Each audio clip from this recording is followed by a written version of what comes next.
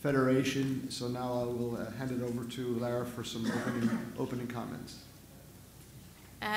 Please can I مرهف بيتر بوند برا ممكن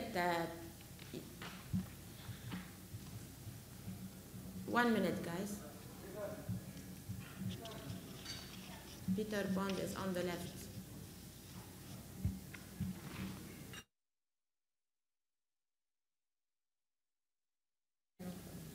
Hello, Peter. Peter Bond is the president of Wahoo. So Peter, can you come? And I would like to invite His Excellency Mohammed Suwaidi, our UAE Ambassador to Oman. Your Excellency, we will take an official picture for the newspapers. Please, Peter.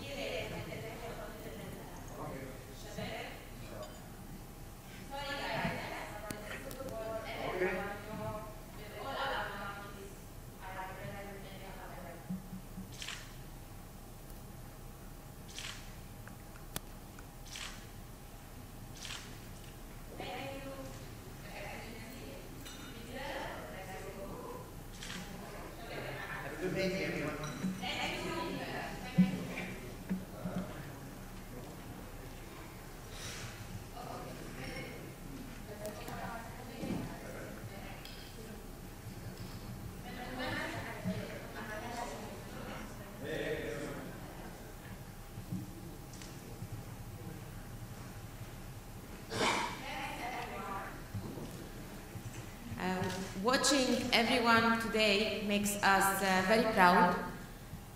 Today, IFHRA is growing, and it's one of the most important federations that are really very serious in the world. What is more important is without any jockey, there will be no racing, because even if you have a great horse, you need still a jockey to ride. This is important for the future. We will be discussing things related to all of you. I can say a small thing that I want to welcome. I don't know if Sarah is on Skype or something, but her husband was ill, a very bit ill, and that's why she couldn't come and attend today's meeting. Kai is here. A full year took place, and it was a very good year for IFHRA, just because we have really concluded a mentorship program, which 17 students were eligible to take part in this mentorship, which was sponsored and supported by His Highness Sheikh Mansoor bin Zayed and Nahyan Horse Racing Festival.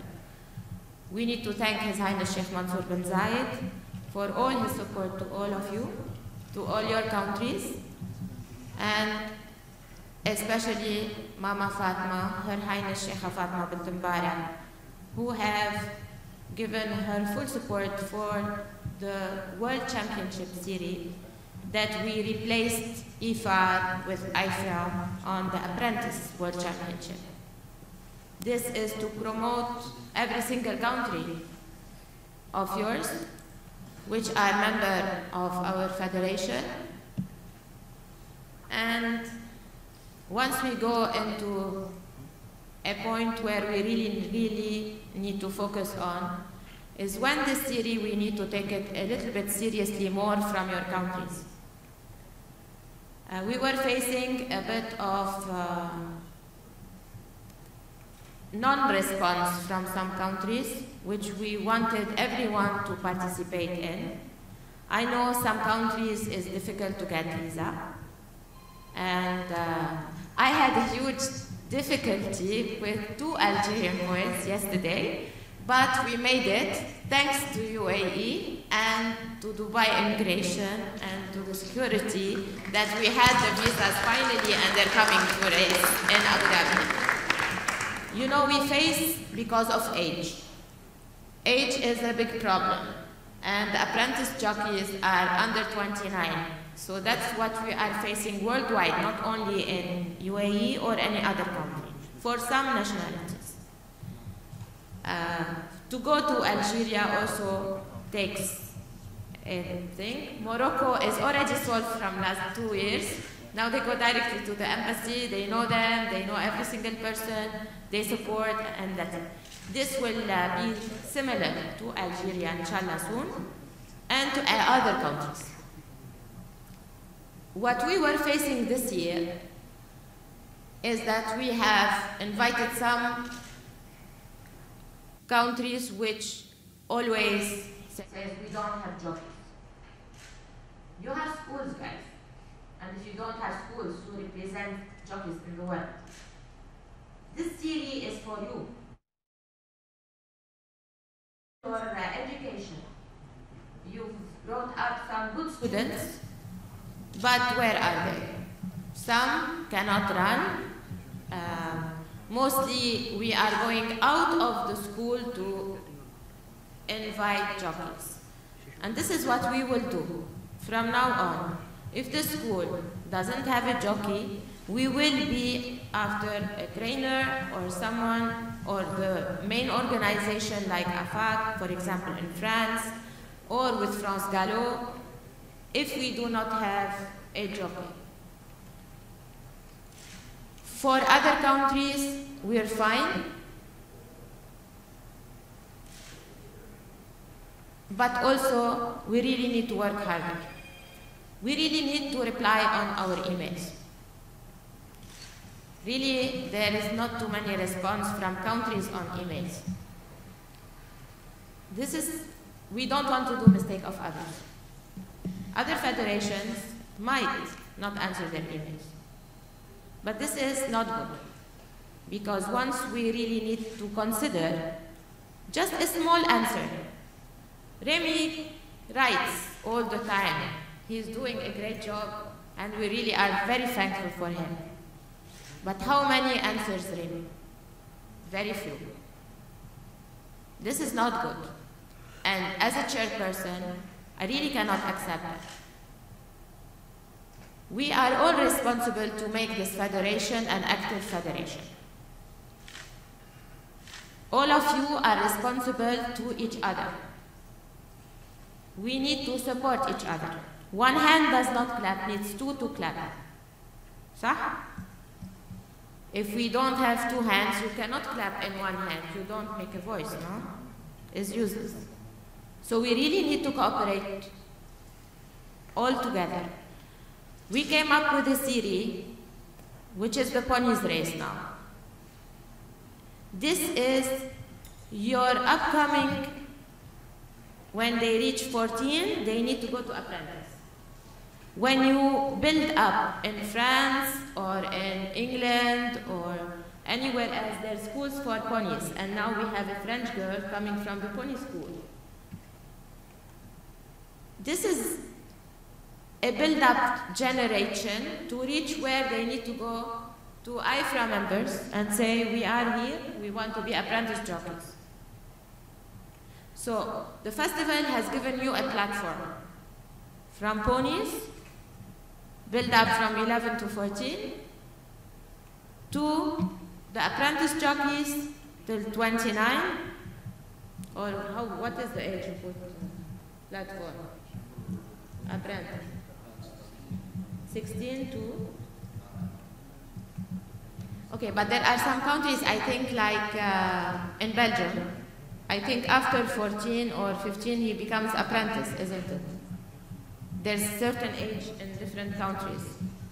But because one boy, I think after few races, he will become, the Belgian boy who has won in Belgium, that is riding on Friday in the ponies race, he has, mashallah, he was started 7 years old, he has 700 rides and 270 wins. Mashallah, Belgium, bravo.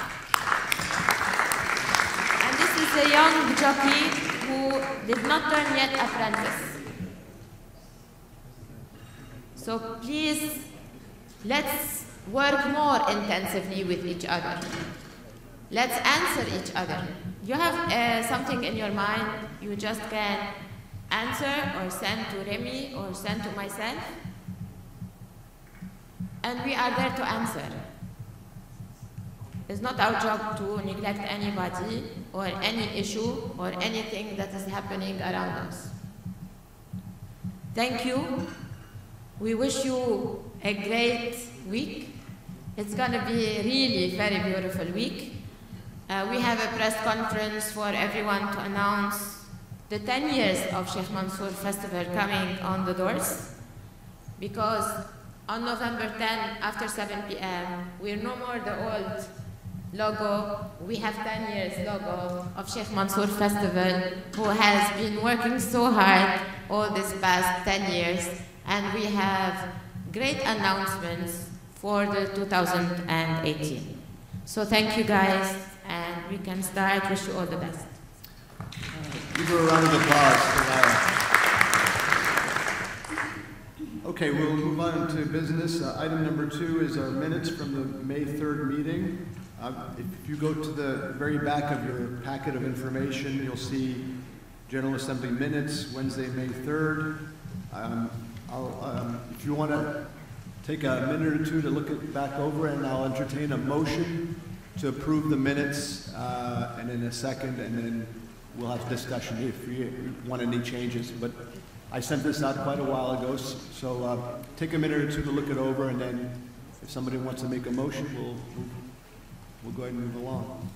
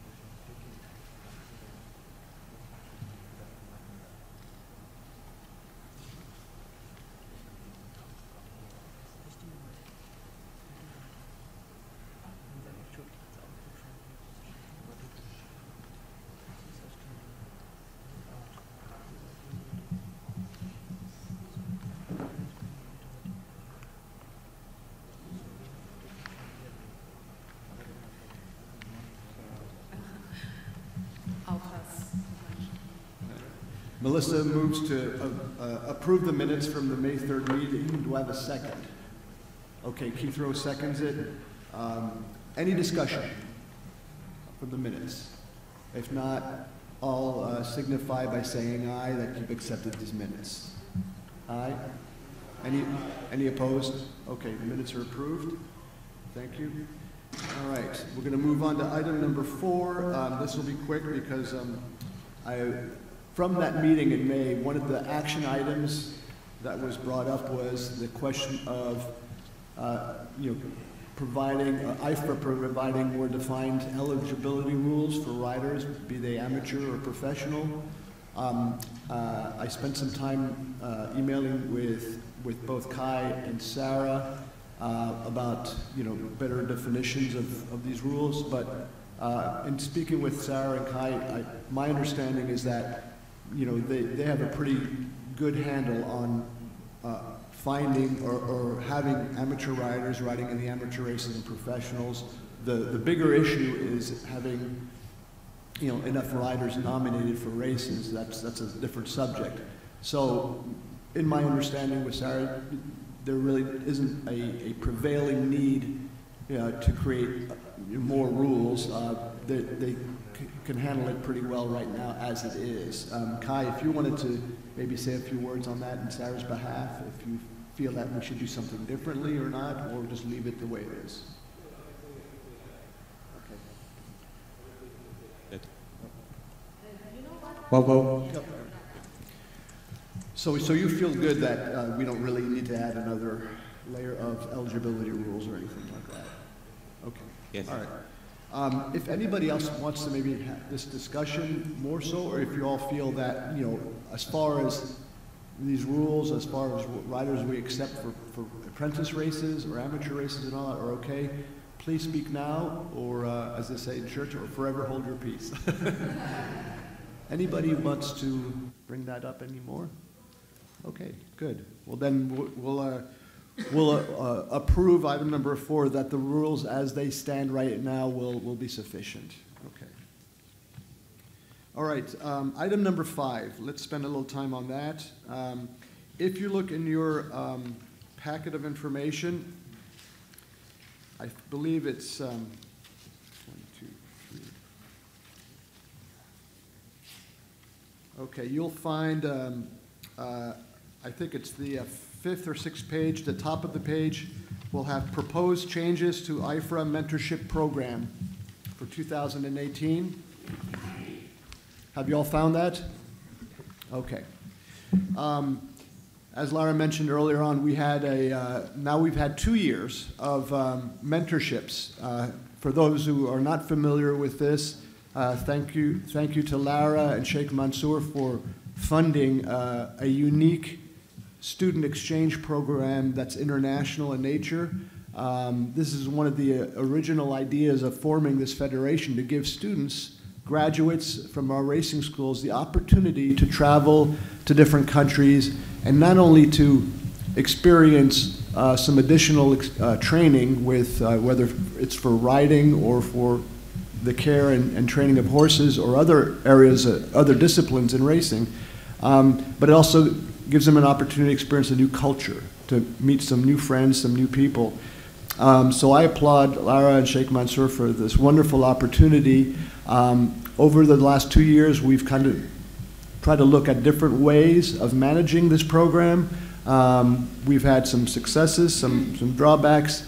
Last year, we worked with an idea of using a credit card for funding the programs. That didn't quite work as well as we would have liked.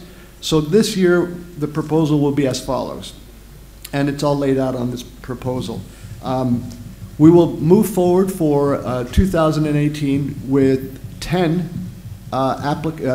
spots for a student to be nominated by a racing school. So, for example, in the United States, if I have an eligible student or graduate from my program, we have an application form which I send out to everybody. I've updated it for 2018 to make it a little more streamlined, a little easier to use. The student fills it out like they would for a scholarship for a university. So name, address, where you're at, and a well-written essay, some references from their trainer, from their school, and then as a federation, we'll look at each application, and by January of this year, by January 2018, hopefully we'll have a final list of 10 students who have been nominated by their schools for this program, okay?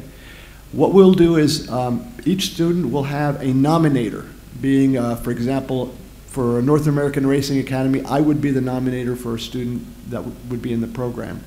What we'll do in 2018, every student that's accepted, the IFHRA will award a scholarship of $5,000 US dollar amount to each school. All right, so the funding will go to the school that nominated the student. All right, and that money will be transferred from here to a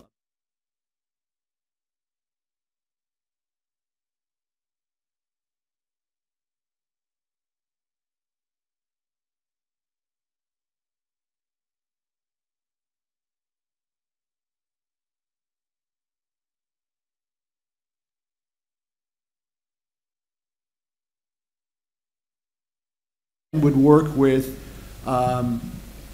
Gay, for example, on arranging for food and beverage.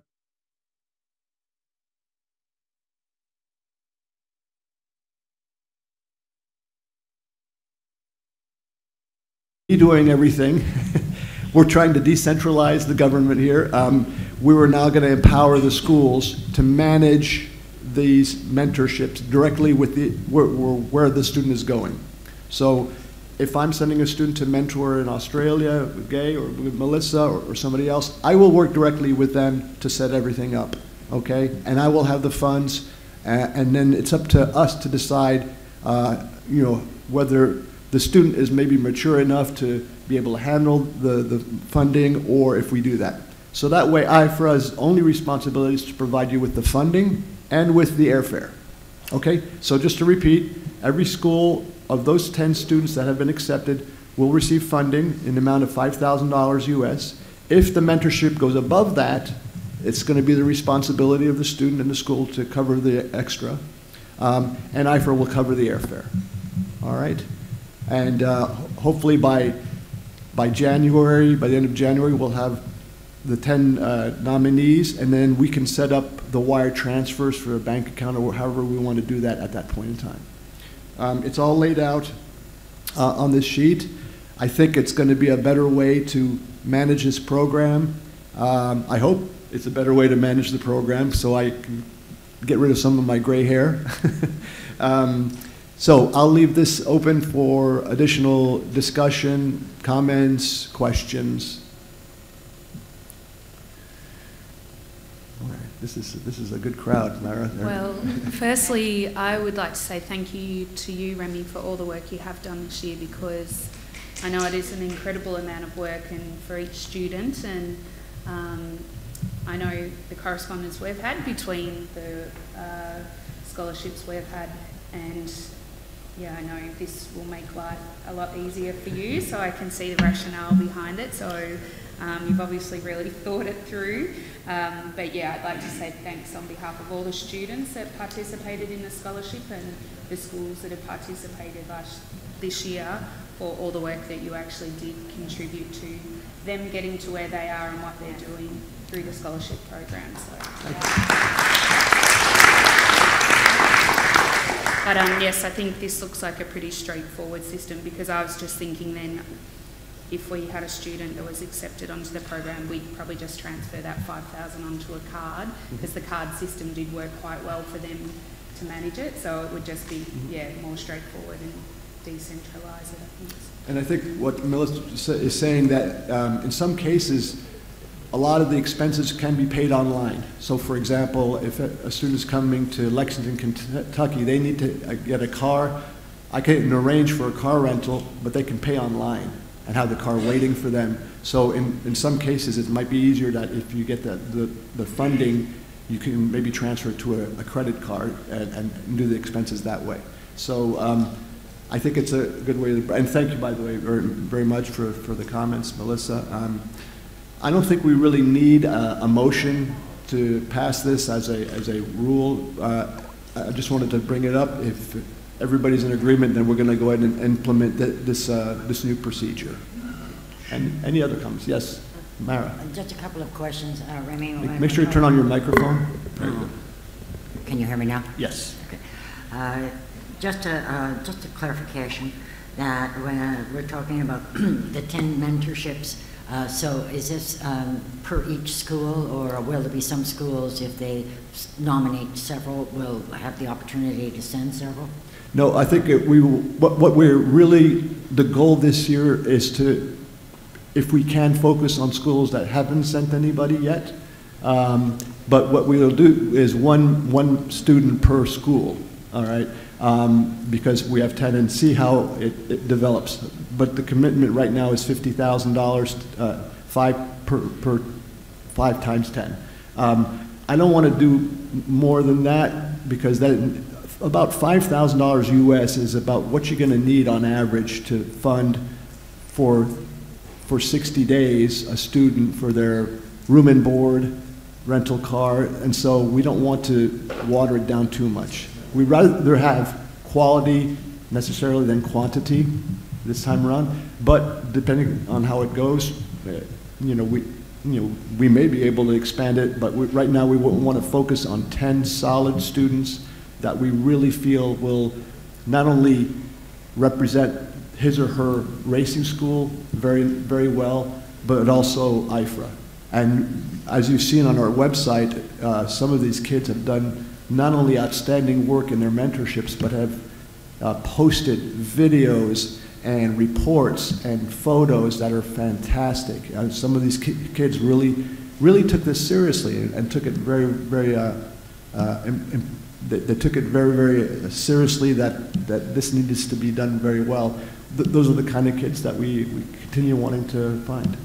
And then one more question, Remy, and just perhaps this would be another discussion, nuts and bolts. When, let's say, Olds College nominates, we're often nominating students that are graduates and have left for essentially a couple of years. And does the money go to Olds College, because then we have a problem of the college distributing a scholarship for a student that isn't current? I think it's a very good question. So let me repeat it. What Mara's talking about is when you have an actual college, an accredited college like we have and like Mara has, you may run into a situation where if it's a scholarship, like colleges often receive, does it go to what I would, that wasn't me, I'm sorry. What I would propose in that situation is that no, because we have a nonprofit, foundation for our college. In that case, I would rather it maybe go directly to the student with the supervision of the administration of the racing school.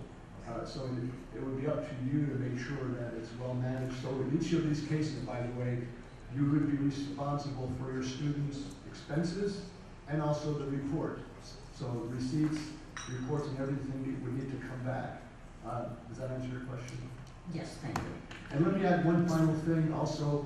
In the tradition of this mentorship, while we are always looking at riders, if we have a situation where we have an apprentice jockey that's been nominated and we may not be necessarily quite sure as to their riding capability, we hold the right to send one of our ambassadors from the IFHRA to go to that country to see the rider riding out in the morning, to watch videos and things like that, because it's very, very important that if we send a young rider, let's say to me at Del Mar or New York or to Newmarket or to Keeneland or what have you, because we have to get them licensed to ride at those tracks, and they're very, very strict as far as knowing the rules of the road, of riding on tracks in the U.S., and they have to be licensed. So we may have to have a situation where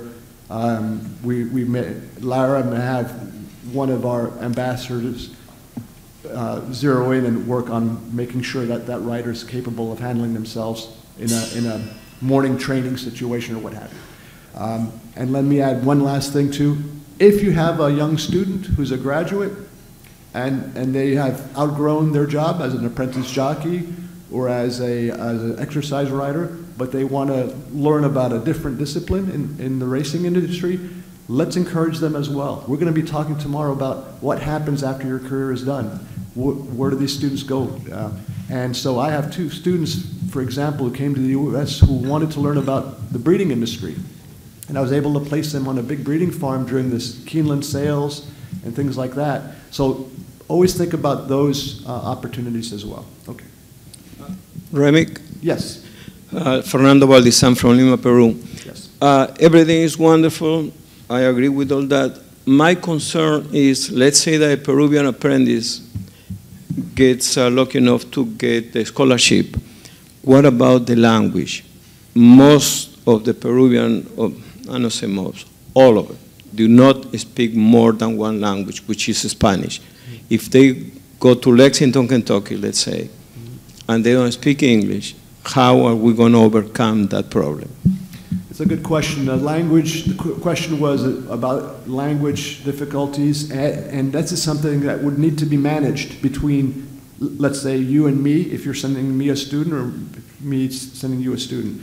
So we have to be aware of that.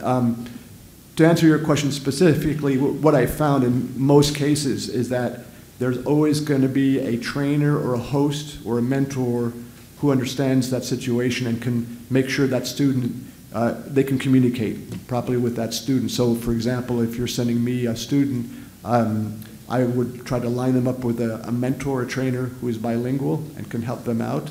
But this is another important issue. We have to make sure that we can ensure that that student can communicate. But in a lot of cases, they all speak Horse. So they tend to manage it pretty well. Good question. Any other questions?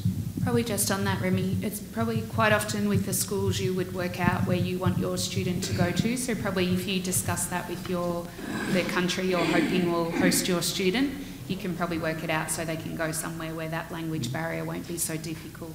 Yeah, well, right now we are the apprentices in the Peruvian Jockey School, they get academic classes, but I'm being proposed now to start an English class. The problem is that when they graduate... Turn on your microphone. Sorry. When they graduate, that's when the academic classes end. So I'm going to, I'm already beginning to, I'm new as a member of the committee of the Jockeys School, but I'm an ex-jockey. And one of the problems, I wrote 2 years in Lima, Peru, and 10 years in the United States. When I went to the States, I didn't speak English at all, and I had rough times at the beginning. Eventually, I overcame that. But like coming back to what I begin to say was that when the riders graduate from the Jockeys School, that's when the academic school ends. So we need to extend that program so where the apprentices keep going and keep taking the academic classes. Part of the problem is that when they start making money, they think that they don't need anybody else and they are on top of the world. So we are working now, and we're beginning to work in the Peruvian Jockeys School to change that. So I think also you're a living example of someone who's travelled and understands the need, probably that you need to have that English language, and if you can put your faith in one of your students, then when he comes back, the experience he has will maybe encourage the other students. I know at the moment we have Rami from the Turkish Jockey School over with us in Victoria, and his English was not fantastic, but he's a really bright young man wanting to learn, and I saw him 4 weeks in and his English, Zanep's incredible now from what it was 4 weeks ago, and I think he'll go back to his Turkish Jockey School and he's had the most amazing experience that he'll tell the other apprentices about, and then maybe hopefully that will make them want to aspire to have more. So hopefully you've got that experience and hopefully you'll be able to get that with one of your jockeys to encourage the other ones as well. Yes, no, not only that, I also encourage the riders.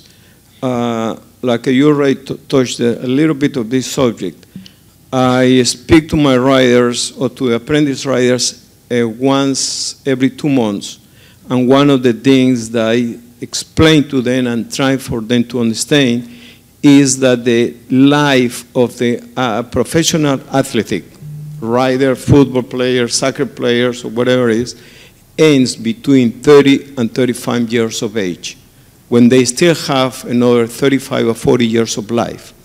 So I'm trying to encourage them to learn some other profession or something that will make them have a decent living for the rest of the second part of their lives.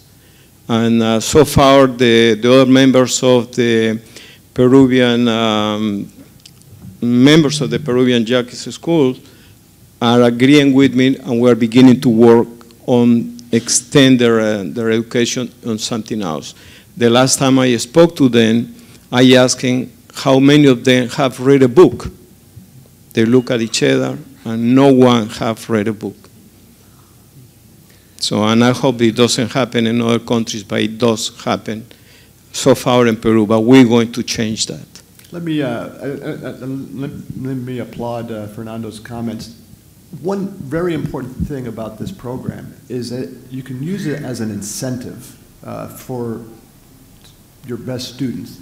So if you have a young man or woman who's gone to the school, shows up every day on time, works hard, success on the racetrack, very diligent, hardworking student, reward them with a mentorship if it's possible, because then it will incentivize the others to work just as hard. This should be something as a reward for the best students. And what I find is the students that embrace this program and really, so I'll cite Howard from the Northern Racing College. We got Nicola Cooper, who came to the U.S. Her riding days are over. She's looking to learn about the breeding industry. Well, Nicola came there and just kind of totally embraced the idea of the program, went out, worked hard on the farm and all that, and now has made some contacts in the U.S., some people that she now knows that she would have never have known had it not been for this program. So if she ever wants to go back and work for a big breeding farm in Kentucky, she now knows the people to call. She's made those contacts of the people because she went out and met them and shook their hand and was very, very eager to create this second career. And now that door is open for her. She knows the farm owners. She was at the Keeneland sales. We took her around and had her meet all these people, and now they know who she is. They know who Nicola is. And so if she ever wants to go back for permanent to work there, the door is now open because of this program. There was no other program than this that offered her that opportunity. Now, sometimes you have another student who may not take that opportunity, but let's give them the chance to create this for themselves. So, I applaud Lara and Sheikh Mansoor for this opportunity. Can I follow up there, Remy? For the Northern Racing College, we're extremely grateful to Sheikh Mansoor, to IFHRA, and to you for having organised 2 mentorships. I can confirm your point about the value to non-apprentices. You mentioned Nicola Cooper. The previous year we had a young lad who wanted to be a starter. He had made no effort, or he made no inroads in Britain, very difficult to get in. He came to you, he did a course, he came back, he is now starting races for ARO, the Arabian Racing Organisation, and as soon as Dead Man's Shoes happen in the thoroughbred world, he'll be there. It's an extremely good venture, not just for apprentice jockeys, for moving on. Can I just make one observation about the time limit that you have? As you say, Nicola Cooper has only just got back from her experience. Putting a cut-off date of October the 15th, certainly in Britain, is quite difficult. The period is in our summer, when it's very, very busy and getting busier. It's harder to get trainers, in particular, to allow time off. If there could be a little flexibility with that, I think it would help, certainly in Britain and I'm sure in Ireland as well. Nicola wasn't able to start experience with you until just around about the cut-off date. Right. I appreciate why that cut-off date is there, in order to make the most of this event, but I think it needs just a little bit of flexibility for those. I will answer you. Strictly, we need to stop in October 15. The festival is the sponsor, and the festival cannot have students more than October 15 because we finish our year and close our year on November, the first 10 days of November. Rules of the festival of Sheikh Mansoor bin Zayed implemented is to start from November to November, okay? For accounting reasons, we have to give our papers because who sustain the festival is the Department of Culture and Tourism. We need to give out papers clearly by October 15. So from October 15 onwards, we cannot have a student outside. Only this year, we've made it happen to have, not to accept in October, but the mentorship is going till December. How can we send students to December and we already opened a new year for the festival and we're no more the 2017 people, now we start 2018. As of November 10, the festival now starts its season. Our season starts before your season because we are in 88 countries. If we do not limit ourselves, then we cannot limit our budgets and accounts.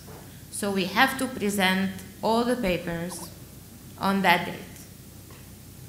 So eventually all the mentorships are quite enough, good time for those students to go. And I may be in England, it's not a good date, but whoever went to England during that period was very successful and could do like SAFE from Oman. He did very well, and thanks to grants and to Newmarket School, he was able to finish his course that he went for. Even they have regulated the course for him because they thought this is what we were talking about, that he was not able to perform well because maybe rules in Oman are different than rules in the UK or wherever, but Newmarket School, thanks to grant and the school, were able to have a program fit for SAFE from Oman, and he was able to go and finish it before October 15. So please, we really need to concentrate on those dates. We start in March, we end October 15. This should be in your agenda. We cannot overlap a Department of Accounting, which is not by us, it's governed by a government. And for what he was talking about, Remy, $50,000 is only what you're getting in cash to pay what you have. But there is $50,000 plus for the tickets that we are paying for the students to go from one country to another. This year we have overlapped the $100,000. We have reached to $145,000 because the tickets to go, and then one boy changes, maybe lost his bus, or I don't know what happened to him. He forgot his plane, or the plane went on. Many things are happening when they are traveling. So we really need to put this in mind that we as schools or different departments that are ruling this thing, governing this thing to send their students. This year we've said to Remy that it's very important for the festival to have presence in a situation where before those students will go to school or to their own mentorship programs, they have to have also branding the festival with them, and IFHRA means that they can have, we will send the school or the mentor who is responsible of him, like a bag, a small bag with t-shirts, with something to show who are they, or to say who are they. I know they're coming on tracks and they are very happy. They've posted so many beautiful stuff, but we as a sponsor, I'm not talking now Lara as IFHRA, I'm talking now Lara as the Executive Director of Sheikh Mansoor Festival, we really now need to have branding for us. Those students, we will send them, whoever are accepted, anything to do with the festival. Like when you send your student to a school, You make him wear a jacket of the school that you show from where is he coming from, which background, isn't it? Like a jockey who has on him a branding sponsor logo when he is riding. So this year, the festival needs this because our 10 years logo is a recap of hard work to reach to 10 years, and thanks to His Highness Sheikh Mansoor bin Zayed, who trusted IFHRA members and who trusted every school in order to have good mentors, good students to perform outside their countries and to be safe and to know where they're going, not just to send someone anywhere and just let him go. We were very keen to make sure that we have our image and we have our identity, which we will not take. We're taking it very seriously this year, really, because whatever we did in the past, it was just a test. Now it's serious. We send a student, like now we have a student we want to send to Heathrow in Ireland. He's a UAE, he's from Abu Dhabi. He's a young boy, I will introduce you to him, inshallah, at 3 p.m. His name is Rashid Jnaibi. He's an endurance rider, a very good one, and in our team, Sheikh Mansoor Festival team. He came with his father and was really very serious. I was a little bit sharp with him. I said, listen, even to his father, we cannot send a student to learn, to be an apprentice jockey, because he's approx 20 years old. We will not send him to a school and then he comes back and say, oh, I want to go endurance racing after. It's either you want to take it seriously, to go flat racing or to go endurance racing. It can go for both of them. What's happening, guys?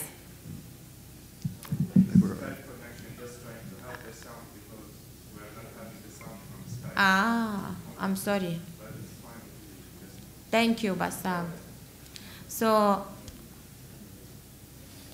we will talk, Keith, for our UAE student, and he will be really the first jockey now from the UAE, because you know, Ahmad Kitbi stopped, Saeed Al-Mazrou'i is no more an apprentice jockey. This will be our future jockey, and we have a lady also. She's going to be she's old enough to be an apprentice jockey, but she will come to learn. She's a very good endurance rider. She's one of the top leaders in the United Arab Emirates of endurance racing. So this year, Bahrain came. Please, tfaddal. Please, tfaddal. Bahrain, thank you. No, don't worry at all. Tfaddal. So now you can put Bahrain came. Okay. So that's how it goes. I have answered why October 15. Please put it in your agenda that it will start in March and on October 15. And to follow up very briefly, Howard, there's one thing I might suggest also with Grant this year. We had the very similar situation about trainers, for example, in England, can't really need all of their staff during the summer months. We did a swap, which was very interesting, and it worked brilliantly, where in the Baldings in Newmarket had a graduate from BRS.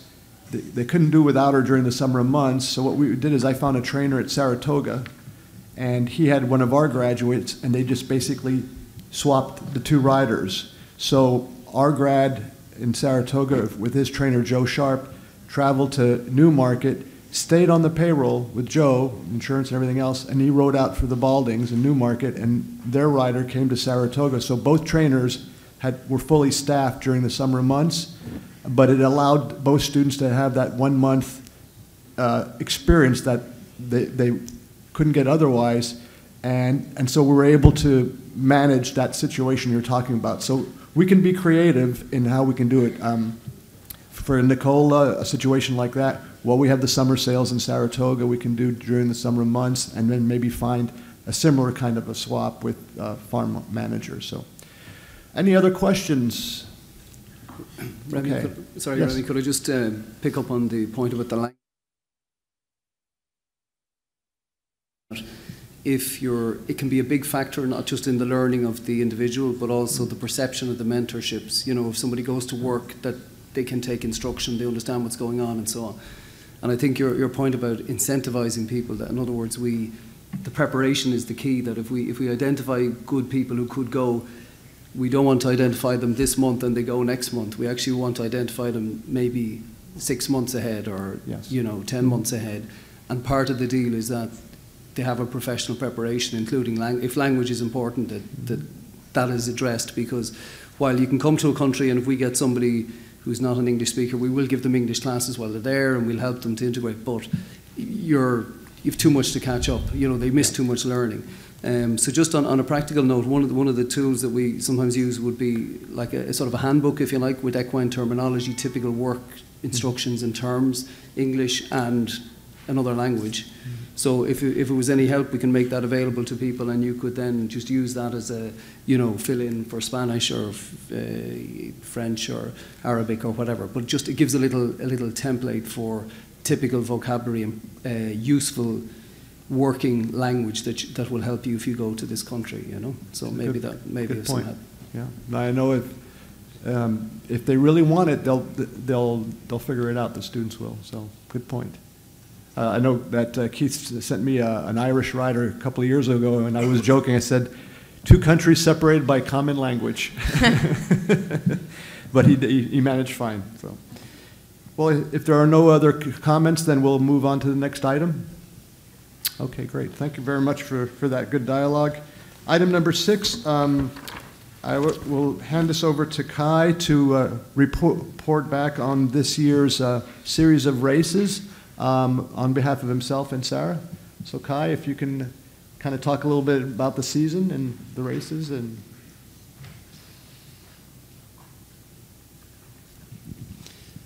I was very happy with the season this year because everything was very well. The jockeys are very good, the organization was good, the race was good. So for me, everything was okay, and I was happy with all of this. is there anything that you would like to, for the board to address as far as maybe some things we need to have our students do better as far as bringing equipment, missing flights, things like that? With the equipment, of course, the most of them forget to put the boots, the pants, and the helm in the hand luggage, because it is always sometimes that the airline don't bring the luggage in the right time. So in the end, we have to look for this. It will be better when everybody bring it in the hand luggage. The saddle is not a problem, but helm, body protector, and the boots and the pants have to bring in the hand luggage. If you didn't hear from Kai earlier on, the key thing that we all need to remember is that if you're sending it, whether it's a young apprentice jockey or an amateur rider, make sure that you instill in them the seriousness that if they don't show up to a race with their equipment, that they won't get to ride. This is something that always drives me crazy, that when I rode as an amateur, I always made sure I brought my saddle, my boots, and everything. If your apprentice jockeys say, well, it's too much luggage and all, well, we can work out paying a small fee for an extra suitcase, okay?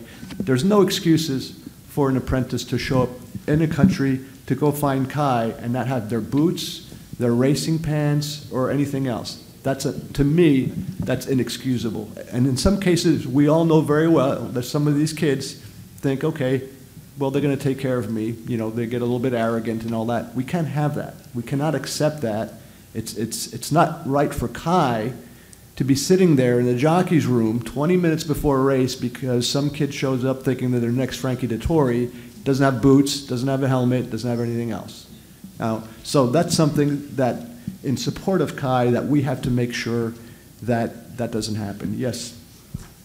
I think what Kai means is important is that they bring it in the hand luggage, because they will bring because just an extra bag, it get lost.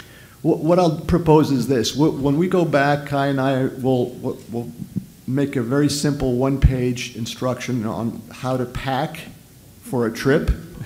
If you're 17 years old and you're riding races, and you're not aware of how to pack for a racing trip, we will come down with very simple steps. Okay, pull out your bag, carry-on bag, here's what you need to bring with you. We'll make it so easy for them to do the right thing that if they decide they're still going to do the wrong thing just because they want to be different and be better than everybody else, then we can say, all right, you're not riding, in this race, and we'll go on to another kid who's going to do the right thing. I agree, but listen, that's something that, if I'm going to be flying for free to go ride in a race, they need to have the right instructions, but they also need to use common sense. A lot of jockeys travel all the time, and they know that. So. And may I speak something? Yes. On behalf of the Peruvian Jockey School, I'd like to thank all the organizers of the event in Kazan, because the suitcase where our apprentice was bringing her saddle, helmet, whip, got lost. And the organizers of the event in Kazan did everything possible to provide him with whatever he needed, and we thank you for that. And that is an example. This may happen. This can happen, understood. But if it happens because the rider decided they aren't going to bring their gear, to me, that's not good. Mistakes will happen, but. But this is exactly what I mean. Take your things in the hand luggage with you in the plane, and you will have not this problem, because in Kazan it was a big problem to get all the things, because they have not the right standard like other racetracks. So the vest and the helm was not the same. So and it is also not easy to find the same size and everything for the jockeys. In the end, we find everything, but it is more easy and it is more better for them. Bring your things in the hand luggage. It's not so much space for it. It's only one body protector, one pants, your shoes, and the helm. It's a small bag, and you can take it in a hand luggage in the airplane, no problem. We'll send out some suggestions for all the students to follow. Anyway, yes.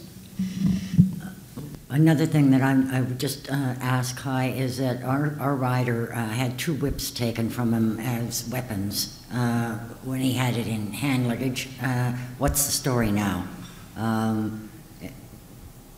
I think whips he cannot put in his hand. That's why it's not only from, I've heard it so many times, and I know from professional jockeys. The whip, because the airplane, from security reasons, they think what you're going to do with it. So it's easy to hit someone or whatever. So you're not allowed to have it on the plane. It's like the guy with the lighter.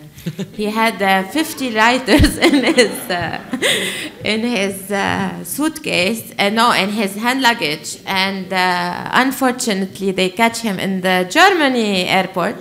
And he's German because of his nationality. They kept him 50 minutes, and his bag was going in the scanner and getting out, and another lighter was coming up.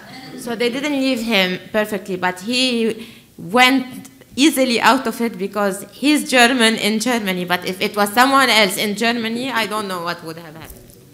So it happens that there are items you're not allowed to put them on your hand luggage. It's okay to put your whip inside, but it's very easy to put your helmet or your trouser, your shoes, your saddle. This they will not take. And especially in Australia, we had this thing.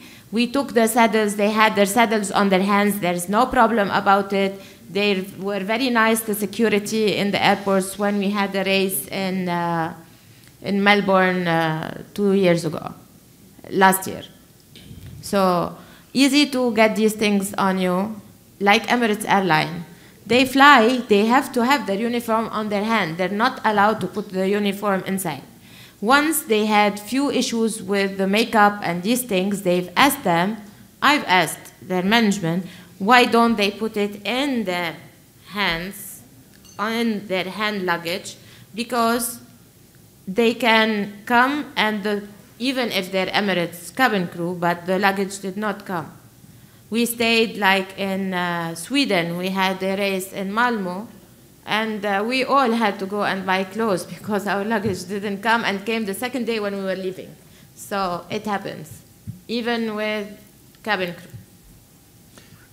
Stick and subtle, it's never a problem to organize it at the racetrack. But the shoes, you know, everybody have different shoe size. The size of the pants is different. The body protector also, it's not easy to find. That helm is the same. So, but this you can bring in the hand leg. It's the stick and the saddle, no problem. You will get it on any racetrack.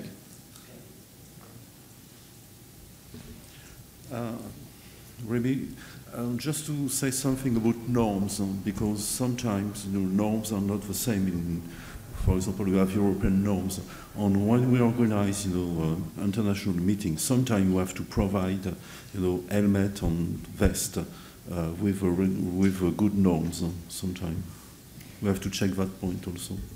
It's a very good point DJ makes. The race he does with Longines, in case a rider comes, for example, from the States, where we have different standards, not necessarily less good or better or worse.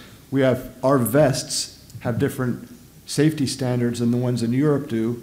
And sometimes the racing officials will say, whether those standards are better or worse, we won't accept them.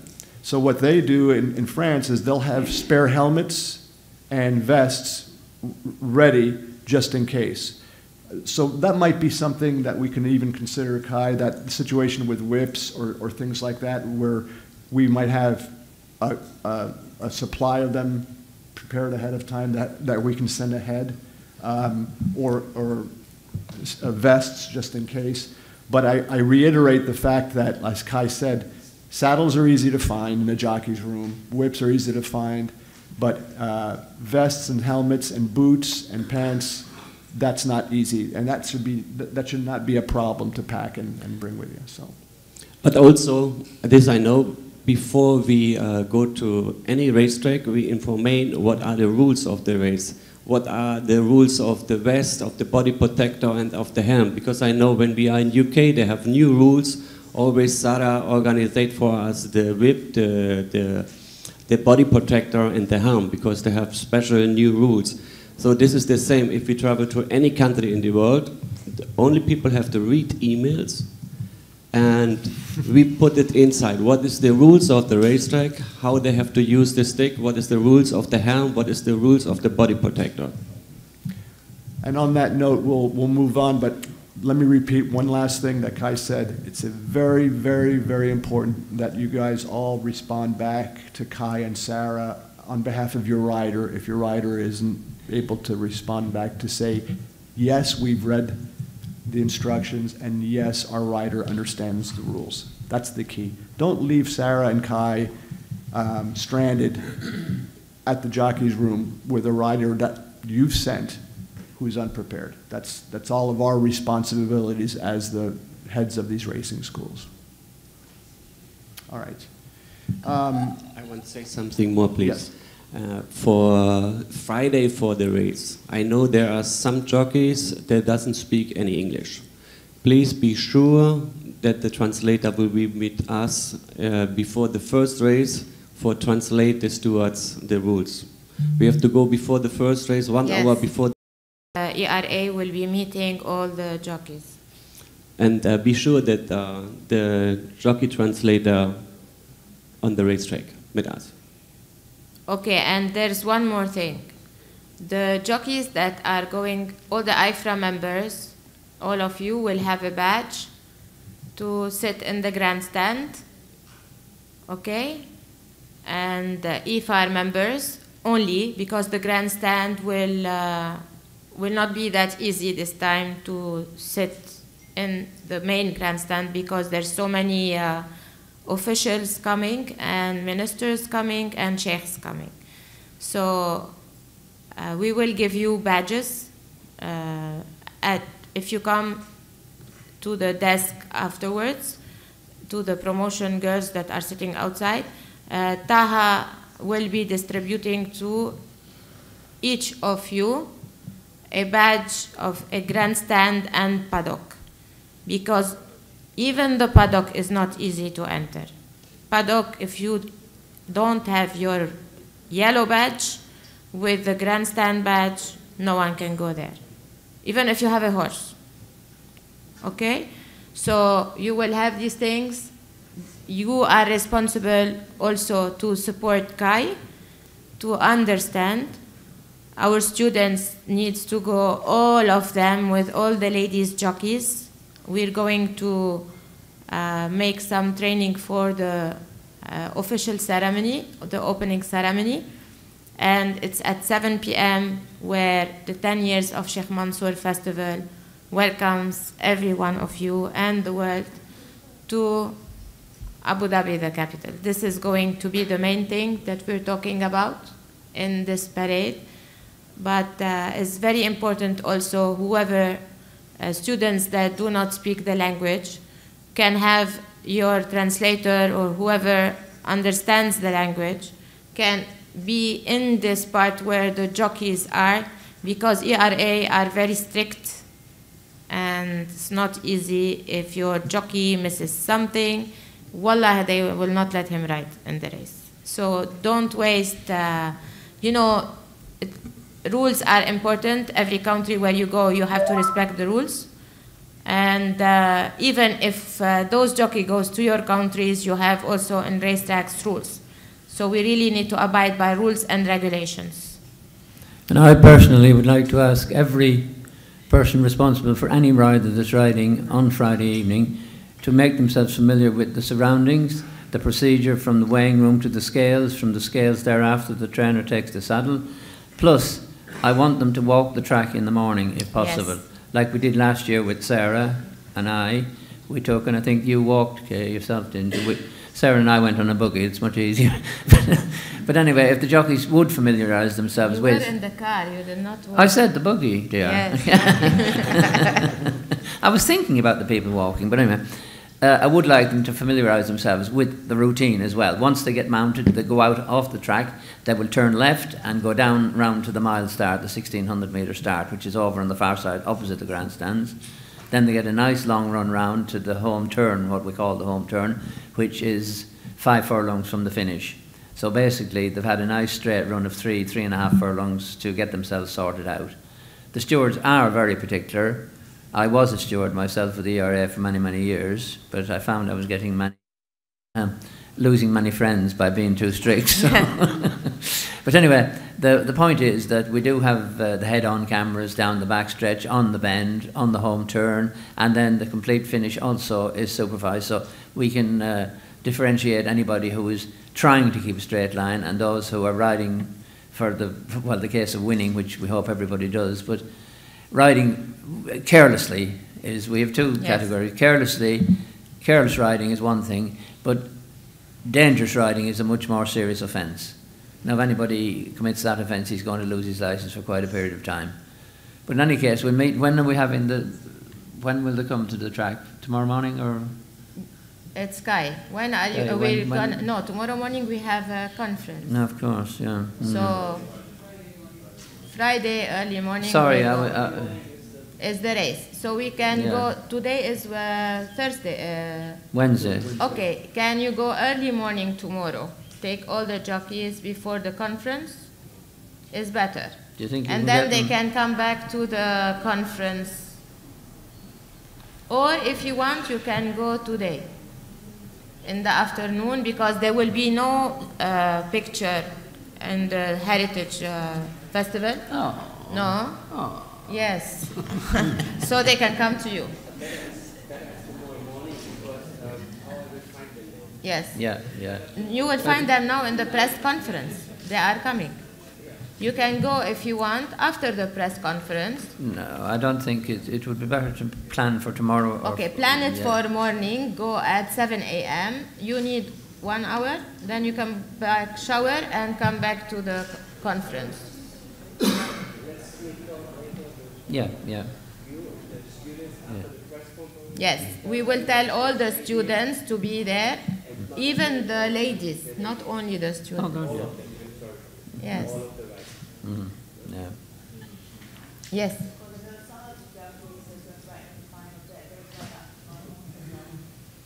Oh yes, we have some keys. You have a. Yes. Which morning are you taking your boys out to ride at Alice Isle? Thursday and Friday mornings, I think. Thursday, Friday mornings. See, that's an early start for you, Yes. isn't it? What you probably don't know is we've arranged for how many are you? 7 or 9? 6 or 7, I think. 6 yeah. or 7 to go out and have a ride of 2 or 3 horses at Eric's out at Alice Isle. Okay. Good. So that's a great opportunity for them. You know, it's and he's sending the bus in to pick them up. And They'll be back in though. I think that's. But what time they will finish so that I are able to go and walk the course? Because I have Irish jockeys. I think 10. I think they'll be back in for the conference, obviously, on the Thursday morning. Yes. For 10, and I'd imagine something similar on the Friday. Would that be sufficient time? Friday there's no conference, but what is more important for us is to have them, all of them, for the parade. Just to know, because this year they're not going to stay all in straight lines. No, it's something else. So I have Laura another has changed the routine. Different choreography. There. So at least to have them there, and I need to know, seeing them, the numbers are easier for me to recap, and especially the riders that are going also for the apprentice race. The race finishes at 6:30. They really need to go and change into their normal blouse, the country blouse, which they have to enter inside because they're coming with their country flags anyway, they're not changing. But because they are running with the colors of the owners, they have to go back to their country flags. So it's it's better to have those jockeys only for the apprentice, because the race is before the show. And they really need to go back and wear their the blouse, the silk of their own country. Because last year I had a difficulty with one boy who won with Sheikh Mansoor horse, Sheikh Mansoor bin Zayed, and he was kept by the media out. And I was trying to take him out from the interview just to go and change his blouse so he can enter in the parade with the others, because he is representing his own country. So this is what happened, an incident, Kai. We don't want it to happen this time. I informed everyone, you want to do interview because it's very delicate. They finish at 6:30 is the race. It's just only 10 minutes and the show starts once they finish the prize-giving ceremony. And we really need to be careful with time. This time, I even asked yesterday all the stewards, the head of the stewards, that we really also, downstairs, there's a difficulty when they all stand in this middle, interlock way, and this will be really empty this time. No one can stay there. They can go on the left outside the gate just to stay for a while, because we really are having issues when those jockeys are going out, and it's not normal, it's not numbers of jockeys. You're talking about, with the professionals and the kids, around 200 jockeys. So we really need to assist each other with this. And we also need to bear in mind that there could be a steward's inquiry and we don't get the result announced immediately, whereby it could delay us for, well, minutes, large number of minutes, really, you know. In case that you will need a Spanish translator, I'd be more than glad to help. Oh, thank you. So Kai, you have a colleague with you. All right. Thank you very much. Okay, we're going to move on. She wants to talk. Oh, I'm sorry. Would it be possible to walk the track? I think we're going to the rehearsal on Friday. No, we're going before. I will go to the rehearsal Friday morning. Yes. And we'll go to the rehearsal maybe in the afternoon after we finish 4:30. Yes. From there, we go to the track, only half an hour, just to, because this year it's different, it's tense. Yes. All the jockeys will have their flag, like you have a Denmark flag, Sweden flag. You are two in Denmark that took part.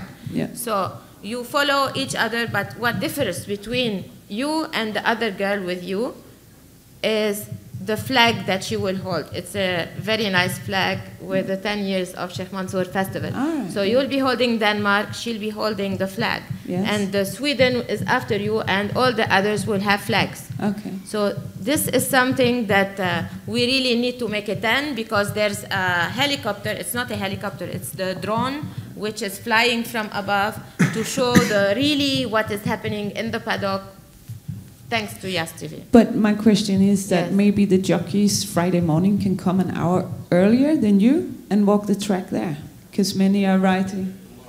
You are going tomorrow? Yeah. All jockeys tomorrow? But there's so many jockeys out riding tomorrow morning. From Eric and you know, this is a big problem for us. They go with Pat. Pat doesn't tell me these stories. Really, before riding the horse, they have duties to do for their own safety. To ride a horse is something good, but to have a safety and see how it goes on the track, this is more important than doing a rehearsal. I didn't bring them to a rehearsal and stop them from running a horse, but I am very keen they have to walk the track, and whoever is running, I'll do it in the press conference. They cannot ride, trainers cannot take them to ride before they walk the track.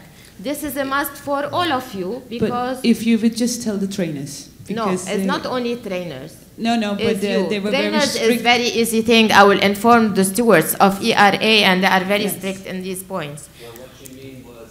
trainers of the horses. Yes. Eric yesterday told to the jockey... Eric should take permission from me. I'm sorry. Eric does not work for neither festival or IFHRA.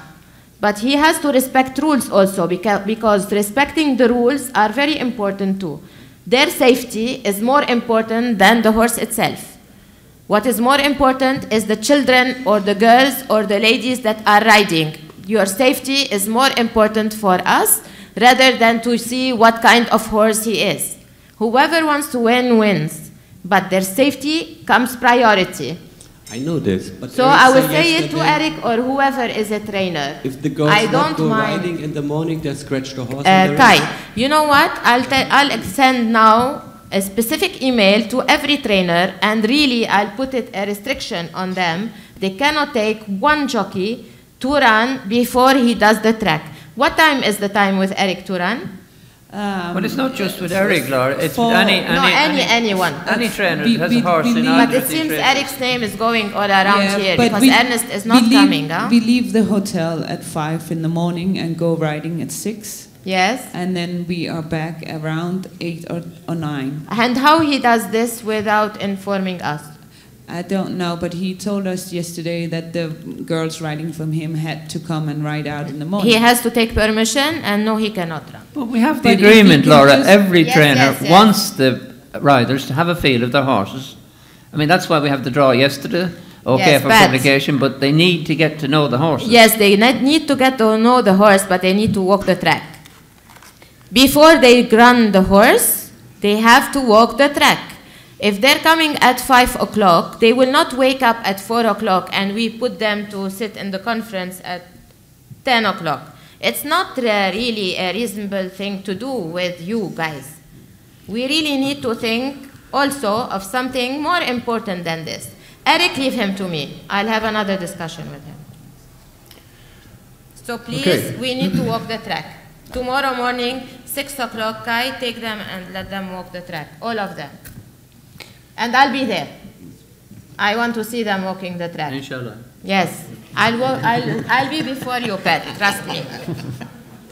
On that fun note, we'll move on. Item number 8, we had some preliminary discussions. Chris, if you're here where's Chris from Greece? You're here? Okay. We had some discussion about insurance issues, and what I've done is a couple of years ago we addressed this preliminarily with Sarah. For the purpose of time, what I'll propose to the group is that I work directly with Chris from Greece, and I'll circle back around with Sarah in England to get all the old documents where we left off on the question. The question here is whether it's possible and affordable for IFHRA to create an IFHRA insurance package for riders. As it is right now, the riders have to provide their own insurance, whether it be a travel insurance or basic travel insurance, and a larger accident coverage that they have in their home country. So as we develop this a little bit more and research it a little bit more detail, I'll circulate some communications with everybody on what's possible, what we can do, and we'll just go from there. Any questions on this? And I know it was a couple of years ago that we first addressed this, so we'll pick up where we left off. Okay. We now move on to item number 8, membership updates. This is an opportunity for all the members to, say hello, present themselves, and also what I'll do is combine this with new business.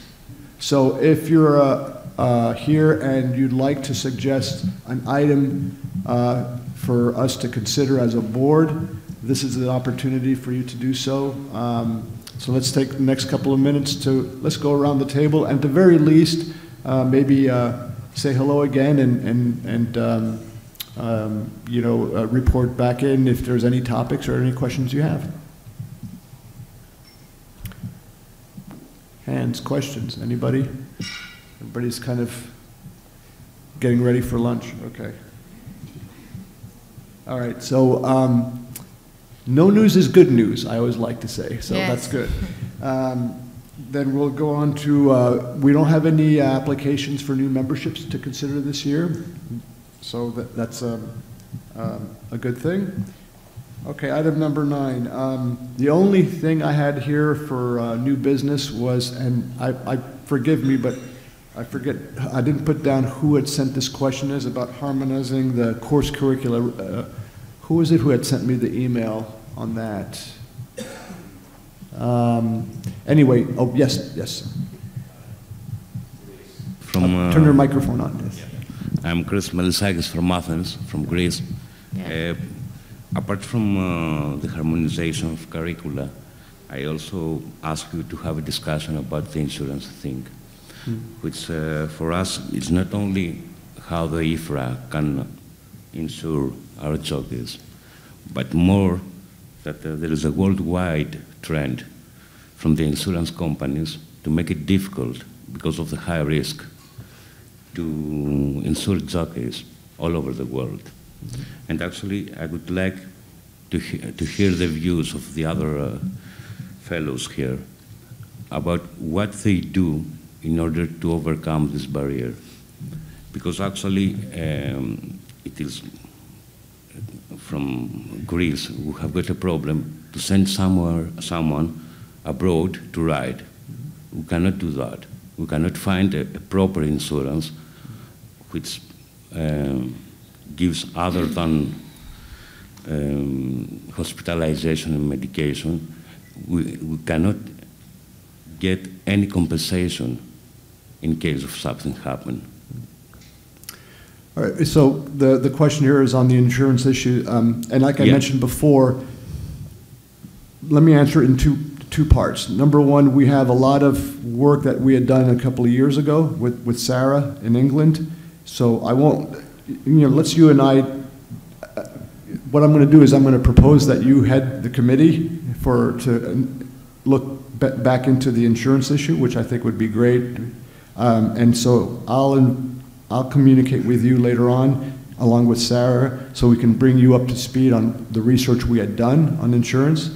The short answer right now, though, is most of the countries, the riders, for example, if we send them on a mentorship, I require them to purchase travel insurance, yes. Basic travel insurance, which beyond an injury on the track, if they get sick, if they get the flu, they're hospitalized, this is easily purchased online for $200, especially to have packages for students who travel.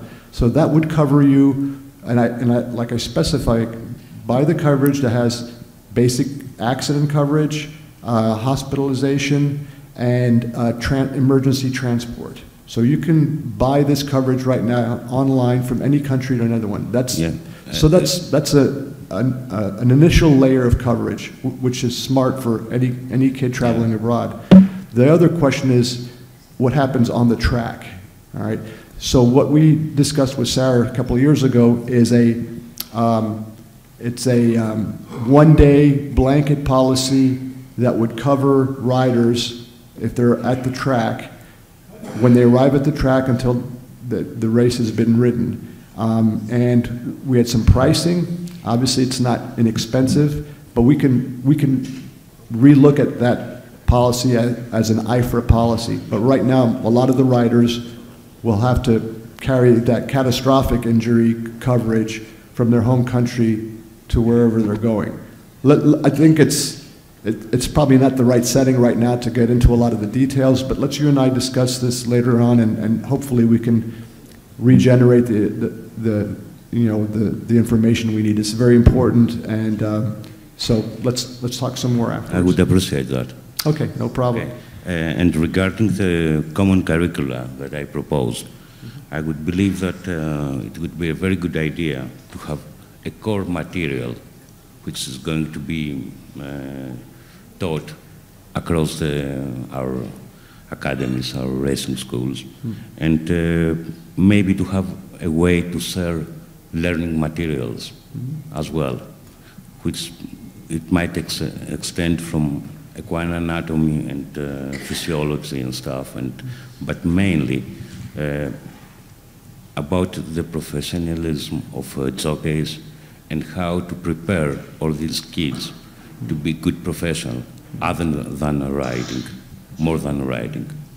This is the main point for me, that if we can find a way to do that.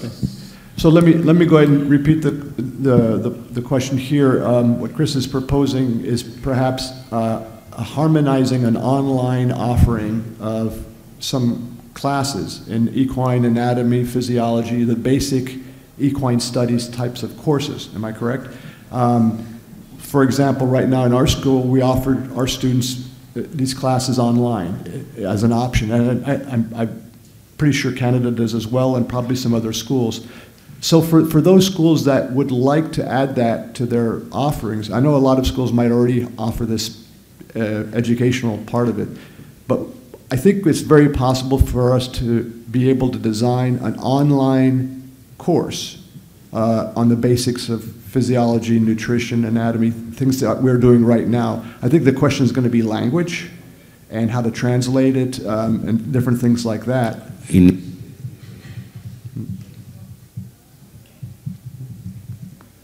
Initially, if it is in English, I suppose that it is a responsibility of each horse racing school to translate that. Right. Okay? I don't mean necessarily all the students to have access in that, but at least it is our responsibility as lecturers or directors, to have this material, so to be ready to teach our kids with that. Okay, well, we'll certainly look into how we can do that. And in some cases, you might have a situation where there are some copyright questions if a school offers a class, but we can certainly look at how we can bridge that gap and offer classes that we're currently doing, whether it's for credit or not for credit, a workforce type of training class. So I think it's very possible that we can do that and provide a platform online for your students or others to take these specific classes. Does that, everybody understand what we're talking about here? Yes. Okay. Good. Well, thank you very much. We'll continue the dialogue and get it figured out. All right. Any other new business? Mara? Remy, I'd like to, first of all, and I'm going to take the Canada hat off and put the communication hat back on. Thank you, all of those that you had sent mentors. We had an absolutely phenomenal response. Nadine did a great job with some, and a lot of the students just for the first time, I think, really did an awesome job of telling their adventures and using the Facebook committee as we were hoping it would be. And so thank you for making sure your students did it. Those of you that were kind enough to be take those sponsorship students and helping them do it, thank you again. I think that we're going to have another look at this a little later in this meeting, and you can see how effective it is, and hopefully we can get the same thing with the races, with our apprentice racing and our ladies, because it's a wonderful way to promote everything we're doing. Let's give Nadine and Bharati and Mara a round of applause.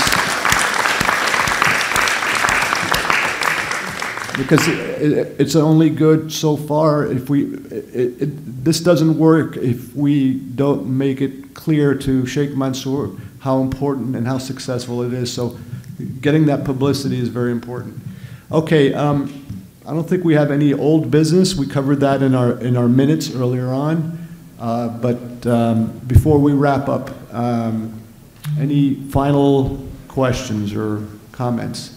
By the way, Laris, did you say that the 5 p.m. photo thing is canceled? Canceled. You can enjoy. So you'll have about 20 seconds to yourselves later today to go out in the nice, cool weather. And, why 5 seconds? I'm just joking. Oh, it's a few hours. You can go and visit Abu Dhabi. So that being said and done, our next meeting. Don't go to Abu Dhabi. Who's that? Who's that? It's Stephen Paget here in Doncaster. Ah, Stephen, welcome. Hi, Stephen. I just thought that before you close the meeting, it would be good to say hello, tell you that we have been 3 of us out here watching and listening to your deliberations, and we're just sorry that we're not able to be there to join you. Well, welcome electronically, and we love having you guys participating. Thank you. And by the way, I love Doncaster. I rode an amateur race there years ago and finished 3rd, and I probably should have won by 10 lengths, which is why I'm doing what I'm doing right now. But really enjoyed the beautiful racetrack. All right, as we wrap up, Lara, the next meeting? Next meeting in February. It's, I'll give you the date of the President Cup because they sent it to me today. You know the UAE President Cup date? I think it's, wait, Adnan. The third week of February is Monday the 12th through Friday the 16th. 12? It's on the 11th. No, I think here. 11 is the race. Okay, Sunday the 11th? Yes, so we'll go from here. Okay, so the week 10 will be endurance, 11, so we'll come on February 8th. Okay, February 8th. 9 will do the General Assembly. So 8 through 12? Yes. Okay, so mark your calendars for February 8th through the 12th of 2018 as being the time for our next meeting. It would be here at, I imagine here at the at Mangroves Hotel. And so we'll have the plan set for the next meeting. And it's also around Valentine's Day. So we'll Valentine all before. All right. We'll have a nice Valentine party, pre-Valentine party. Before wrapping up, I waited a little bit just to see how we're wrapping it, so I need to announce something. We found an insurance company It is a very big broker in Lebanon. He has different agencies worldwide, and we will, he's from Hasbani family, Michel Hasbani, and we will look with him seriously as the festival of Sheikh Mansour, how to coordinate this insurance thing on a progressive way, just because he might have some offers to give, and this would be good for anybody who is traveling outside can log into it, and if he is an IFHRA member, they can give better discounts and look after the schools more. So it's not an easy job to work with an insurance company, but I think inshallah we will have a solution. So on February we might have a big answer for you guys, and he might be also present here with his team to maybe make the liaison with all of you and come up with excellent prices, because I think Sarah, the company that she was working with, he retired, and he's not working anymore, the same person. So they are looking through it very well, and inshallah we'll come up with on February will be a Valentine surprise for you. Insurance. Okay, any final comments, questions? All right, so I'll entertain a, yes, I'm sorry. Thank you very much. I mean, before you wrap up, I had something that I think we, all of us as a restriction, we need to work on. That's what I faced last year, or 2017, when we was, very lucky enough that our apprentice jockey was selected to go, for mentorship. I found, and I really say that in Morocco, I think last time, that we found that we don't get response from the restriction which we're contacting. As all restriction of riding, as a schools, we need to help each other. Means, provide information, providing, assisting our apprentices. You know what I mean? I mean, if I send my apprentice to your country or to your school, or, you assist, these apprentices are young, some of them, they never travel a lot and all these things. But all what I meant is, I think we need to exchange more information. If you receive an email from another restriction, please, take it as a serious email, answer it, or, provide some information for us. Then it makes easy for us to select or to choose where to send our riders, or maybe in the future to send more riders, not even through Sheikh Mansour Festival, maybe as a country, maybe as a restriction. Also, I'd like to thank, really, this is, it was really helpful, because I couldn't find, many emails I've sent, I never get a response from some of the restriction, but I'd like to thank Miss Lara. She took it really personally. She helped us, and Mr. Amy as well was really so helpful. All, Mr. Grant did really great job, and he really assists our apprentice through all his time when he was, located in Newmarket.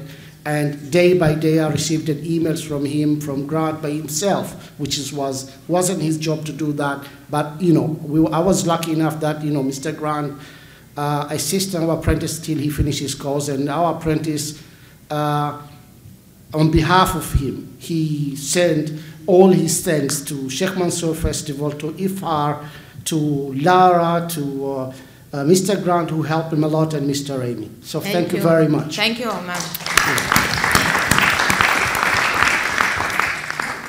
Okay, I'll entertain a motion to adjourn, which I think is very popular with this group. Motion to adjourn the meeting, unless there's any final questions or comments. We've come a long way, so speak now if you want to. If not, we'll adjourn. I'll move to adjourn. Any second? Seconded by Mara. All in favor, say aye. Aye. Anybody opposed to adjourning the meeting? Okay, I didn't think so. Thank you all very much, and we'll have the press conference, I think, at 3 p.m. 3 o'clock, and Yes. so thank you all very much. Thank you, thank you.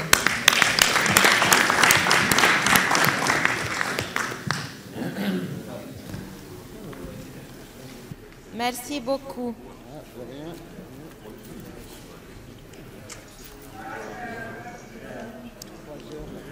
Sarah, we don't send her food.